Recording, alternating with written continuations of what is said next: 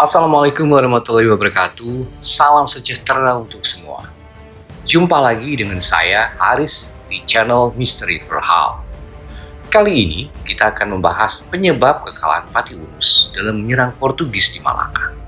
Patiunus dua kali menyerang Malaka, yaitu pada tahun 1512 dan 1521. Kedua-duanya gagal dan malah pada serangan kedua, Patiunus meninggal dunia. Keberanian Patiunus melawan Portugis memang mengundang decak kagum, bukan hanya di kalangan kerajaan Jawa, tetapi sampai juga ke China dan Eropa. Bayangkan saja pada penyerangan pertama, usia Patiunus masih 17 tahun. Ia sudah menjadi panglima perang yang membawai 100 kapal jum dengan tentara 1.200 orang. Saat umur 17 tahun kalian sedang apa? Main game atau nonton konser? Patiunus sudah mengarungi lautan dari Jawa menuju Malaka. Gagal pada penyerangan pertama tak membuat Patiunus patah arang.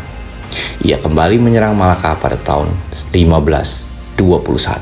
Dan pada penyerangan kedua ini, penyebabnya lebih kompleks. Bukan semata-mata urusan dagang, tapi ada unsur membela agama. Patiunus takut kerajaan Islam seperti Sulu di Filipina akan dijajah imperialis Katolik di bawah pimpinan Magalhaens. Mengapa pada serangan kedua ini dia gagal?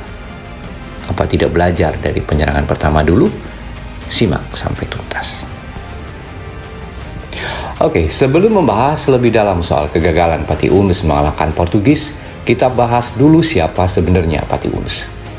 Sejumlah sumber memiliki pandangan yang berbeda soal Patiunus ini. Babat Tanah Jawa mengatakan Patiunus adalah menantu Raden Patah, raja pertama Demak. Sementara Tommy Pires, seorang Portugis yang menulis buku Suma Oriental, mengatakan kalau nenek Patiunus berasal dari Kalimantan Barat Daya. Ia merantau ke Malaka dan kawin dengan wanita Melayu. Dari perkawinan itu, lahirlah ayah Patiunus. Ayah Patiunus kemudian kembali ke Jawa. Dan setelah berhasil membunuh Bupati Jepara, ia menguasai daerah Tidungan dan sekitarnya. Patiunus mempunyai hubungan baik dengan Pati Roden di Demak. Menurut kronik Tionghoa yang memberitakan bahwa pada tahun 1509, putra Jinbung yang bernama Yatsun mendampingi Kinsan di galangan kapal Semarang. Dan pada tahun 1512, Yatsun sangat terburu-buru menyerang kota Moaloksa atau Malaka yang sudah direbut orang-orang berambut merah dan memiliki senjata jarak api. Kalau kita analisa dan bandingkan satu dengan yang lainnya, maka kita dapat simpulkan bahwa Patiunus atau Yatsun atau Pateunus atau Pangeran Sabranglor atau Raden Surya adalah putra Raden Patah. Dan berdasarkan perbandingan antar berita dari kronik Tionghoa dengan uraian Tommy Pires tentang serangan ke Malaka pada tahun 1512, dapat ditarik benang merah kalau Patiunus identik dengan Yatsun. Patiunus adalah Sultan kedua Kerajaan Demak. Ia menggantikan ayahnya Raden Patah yang wafat pada tahun 1518. Perlawanan Patiunus terhadap Portugis yang pertama kali ini dilakukan sebelum ia menjadi Sultan di Demak, melainkan ketika ia masih menjabat sebagai Bupati di Jepara. Sedangkan yang menjadi Sultan kali itu adalah ayahnya, yakni Sultan Patah. Ketika Raden Patah memimpin Kerajaan Demak, Portugis telah berhasil menguasai Kerajaan Malaka yang pada saat itu berada pada kekuasaan Sultan Mahmud Syah pada tahun 1511. Dan sebagai bentuk kepedulian antar kerajaan Islam, Raden Patah memerintahkan Adipati Unus memerangi Portugis dengan membawa 100 kapal jung dengan mengangkut pasukan perang sebanyak 1.200 tentara. Dalam upaya melakukan penyerangan ini, Adipati Unus ditunjuk sebagai panglima perang. Patiunus membawai armada gabungan dari Jawa, yaitu Demak, Cirebon, dan Banten. Selain itu, pasukan juga mendapatkan tambahan dari Palembang. Upaya persiapan dilakukan oleh Kerajaan Demak sejak tahun 1509.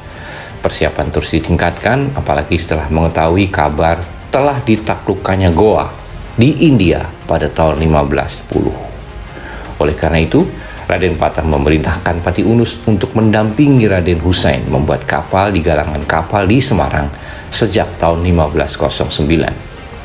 Kapal yang dibuat oleh Pati Unus mampu mengangkut 1.000 pasukan perang. Selain mempersiapkan pasukan dan peralatan perang, Pati Unus juga berusaha mengetahui kekuatan Portugis di Malaka. Untuk itu, Pati Unus memanfaatkan para pedagang-pedagang Jawa untuk menjadi mata-mata. Dari mata-mata ini, Pati Unus dapat mengetahui bahwa di benteng Formosa yang menjadi benteng pertahanan orang Portugis di Malaka yang berada di puncak bukit telah dipasang meriam-meriam. Pati Unus pun memerintahkan untuk membuat kapal dari kayu Aceh dan juga memperbaiki kapal tiruan dari kapal Jafar Sodik yang singgah di kalangan kapal Semarang pada tahun 1512. Untuk mengimbangi kekuatan Portugis, Pati Unus juga memasang meriam-meriam besar di kapalnya. Hal ini dilakukan dengan harapan dapat menembaki benteng Portugis dari jarak jauh. Dengan kapal-kapal ini, Pati Unus ingin merebut Malaka atau Mauloksa. Setelah persiapan cukup, Raden Patah memerintahkan Pati Unus untuk memerangi Portugis pada tahun 1512 dengan jumlah pasukan sekitar 100 kapal dan 5.000 pasukan yang diberangkatkannya dari pelabuhan Jepara. Dari Jepara kemudian berlayar ke arah barat menuju ke Pulau Sumatera, tepatnya ke arah Palembang. Dari Palembang, perjalanan diteruskan menuju Malaka. Namun dalam perjalanannya, Pati Unus dan pasukannya singgah sementara waktu di Sungai Kampar di daerah Indragiri, Sumatera. Dari Kampar, perjalanan terus dilanjutkan menuju arah barat laut, sudah dekat dengan Malaka yang letaknya berada di seberang utara. Pada Januari 1513, Pati Unus mencoba memberikan kejutan berupa serangan dadakan kepada orang-orang Portugis di perairan kerajaan Islam Malaka. Pati Unus membawa 5.000 pasukan, kemudian ditambah pasukan bantuan dari Palembang hingga jumlahnya menjadi kurang lebih 12.000 pasukan. Begitu mendengar pasukan Demak hendak mengepung Malaka, Portugis selain menyiapkan pasukan di benteng juga telah mengerahkan pasukan maritimnya sebanyak 350 orang Eropa serta pribumi dengan jumlah 17 kapal. Tujuannya untuk menghadang pasukan Islam yang dipimpin oleh Pati Unus keluar dari Malaka, kemudian menggiring mereka supaya masuk ke Sungai Muar. Dan di sungai inilah pasukan Portugis menenggelamkan dan membakar banyak sekali kapal Demak. Dengan persenjataan meriam-meriam Portugis yang lebih canggih dibandingkan dengan meriam dari pasukan Pati Unus, sehingga dengan mudah melakukan serangan-serangan ke arah kapal-kapal Pati Unus dengan tembakan-tembakan dari jarak jauh. Tembakan-tembakan meriam Portugis ini menghancurkan dan menenggelamkan kapal-kapal pasukan Pati Unus. Jumlah kapal yang semula 100 jung hanya tersisa 60 buah, sedangkan pasukan yang tewas mencapai 4.000 pasukan. Sulit menembus pertahanan pasukan Portugis di benteng Formosa, serta jumlah pasukan dan kapal yang telah berkurang sedemikian banyak, akhirnya Pati Unus memutuskan untuk kembali ke Jawa bersama pasukannya. Dengan kembalinya pasukan Pati Unus pada Januari 1513 ke Jawa menandakan serangan yang dilakukannya terhadap Portugis di Malaka mengalami kegagalan. Akibat kekalahan Pati Unus di Malaka menjadikan hubungan dagang antara Jawa dan Malaka maupun dengan India, China, Benggala, dan Timur Tengah kian memburuk. Kelebihan hasil panen di Jawa tidak dapat diangkut ke Malaka. Padahal dari ekspor tersebut memperoleh banyak keuntungan dibandingkan hanya dijual di Nusantara. Pedagang Gujarat, Kling, China, Benggala yang sebelumnya banyak berlayar ke Jawa dengan membawa berbagai barang dagangan tidak lagi pernah muncul. Kegagalan pada serangan pertama tak menyurutkan Pati Unus untuk mengalahkan Portugis. Apalagi imperialisme kaum Katolik Spanyol di bawah pimpinan Magalhães mulai berlayar dari arah barat di Filipina, yakni di Kesultanan Zulu pada tahun 1521. Dan keadaan inilah yang menjadikan Pati Unus ingin segera menyerang Portugis di Malaka sebelum Portugis berupaya menyerang orang Islam di Jawa. Portugis di Malaka sudah 8 tahun, dari 1513 sampai 1521, namun mereka masih belum juga hengkang dari Malaka. Pada tahun 1521, Pati Unus mendengar kabar kalau Portugis akan menjalin kerjasama dengan Sang Hyang Raja Sunda dari kerajaan Siwo Budo di Pajajaran. Mendengar berita ini, Pati Unus tidak ingin Sunda Kelapa bernasib seperti Malaka, atau bahkan bisa mengancam kedaulatan kerajaan Demak di Bintoro. Pati Unus kembali menyiapkan bekal-bekal peperangan seperti kapal-kapal Jung, persenjataan meriam, dan juga para prajurit Islam. Setelah persiapan selesai, berangkatlah Pati Unus beserta pasukannya dari Jawa menuju Malaka pada tahun 1521. Sementara pasukan Katolik Portugis telah mempersiapkan pertahanannya untuk menghadapi Pati Unus beserta pasukannya.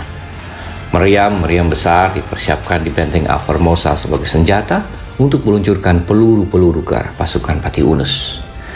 Ketika Pati Unus dan pasukannya sampai di perairan Malaka, orang Portugis sudah siap menghadang. Setelah kedua pasukan berdekatan, pecahlah perang yang amat dahsyat.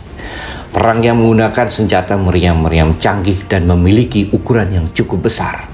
Peluru berbentuk bola berapi melesat sedemikian jauh sehingga mengenai lawan. Kapal-kapal berjalan maju secara beriringan, serta kesulitan menghindar dari serangan-serangan peluru meriam. Dan secara terus-menerus peluru-peluru meriam berhamburan di antara celah-celah birunya langit dan semakin dekat dengan kapal-kapal Pati Unus. Selang beberapa saat, badan-badan kapal perang terguncang dihantam peluru meriam. Kapal-kapal terbakar. Korban dari kedua pihak berjatuhan. Ada yang terkena peluru meriam secara langsung, dan ada juga yang karam bersama kapal-kapal mereka untuk selamanya. Perang yang berkecamuk sangat dahsyat sehingga membuat Pati Unus yang gagah berani harus menemui ajalnya. Pati Unus wafat setelah peluru meriam pasukan Portugis mengenai kapal dan juga kepalanya. Dengan tewasnya Pati Unus dalam pertempuran di Malaka ini menandakan penyerangan yang dilakukannya untuk kedua kalinya juga mengalami kegagalan sebagaimana perlawanan yang pertama pada tahun 1513. Apa yang menyebabkan Pati Unus gagal mengalahkan Portugis di Malaka? Kalau soal kapal, teknologi kapal di Nusantara sudah maju. Sejak zaman Majapahit, nenek moyang sudah mengenal kapal Jung. Kehebatan kapal ini tak diragukan lagi. Ia menguasai pelayaran di kawasan Asia Tenggara. Dan dalam laporan sejarah abad 16 yang ditulis oleh Kaspar Korea, digambarkan tentang kapal raksasa dari Jawa yang tidak mempan ditembak meriam terbesar. Dari 4 lapis papan kapal, hanya 2 saja yang bisa ditembus. Meski teknologi kapal di Jawa sudah maju, Portugis membuktikan bahwa mereka menjadi bangsa penjelajah dunia setelah menemukan jenis kapal Garawel. Kapal ini memiliki layar segitiga yang dapat memanfaatkan angin dengan lebih baik karena kemampuannya memanipulasi layar untuk mengubah arah angin di kapal. Kapasitas Garawel ini sampai dengan 200 ton sehingga bisa berlayar lebih lama dengan membawa dagangan lebih banyak. Garawel milik Portugis dilengkapi dengan meriam canggih untuk melindungi diri dari musuh dan bajak laut, serta untuk menaklukkan kerajaan-kerajaan di Nusantara. Meriam kapal biasanya berlaras pendek dan berukuran besar, sehingga tidak banyak memakan tempat dan dapat menembak lebih jauh dan lebih tepat. Harus diakui, teknologi persenjataan kerajaan di Nusantara masih kalah dibandingkan dengan negara-negara Eropa. Wajar jika kapal-kapal Portugis dilengkapi dengan meriam-meriam canggih.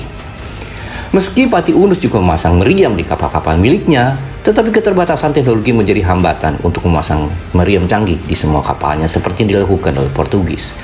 Jadi persenjataan dengan penguasaan teknologi persenjataan menjadi salah satu sebab kekalahan Pati Unus dalam penyerangan ke Malaka. Walau jumlah tentara dan kapal Pati Unus jauh lebih besar dibandingkan Portugis. Dari penjelasan tadi terlihat jelas bahwa semangat dan jumlah pasukan yang besar saja belum cukup untuk mengalahkan Portugis. Strategi dan teknologi persenjataan memegang peran penting dalam peperangan, khususnya di laut. Tanpa dukungan teknologi canggih, kapal mudah diserang lawan. Meski Pati Unus kalah dalam peperangan itu, tetapi namanya dikenang sebagai sosok pemberani. Dunia mencatat, Pati Unus di usia sangat muda berani melawan bangsa Portugis yang kala itu menjadi raja laut di dunia. Oke teman-teman, episode mendatang kita akan membahas topik lain. Jika teman-teman menginginkan saya membahas sebuah topik tertentu, silakan menghubungi kami melalui misteri.verhal@gmail.com atau menulis pesan di Facebook atau Instagram yang alamatnya ada di kolom deskripsi. Atau cukup menulis komentar di kolom komentar yang ada di bawah ini, nanti saya akan menghubungi teman-teman. Jangan lupa ikuti terus channel Misteri Verhal, karena episode mendatang saya akan membawa cerita atau sejarah yang lebih seru yang mungkin kawan-kawan belum mengetahuinya. Sampai jumpa. Wassalamualaikum warahmatullahi wabarakatuh.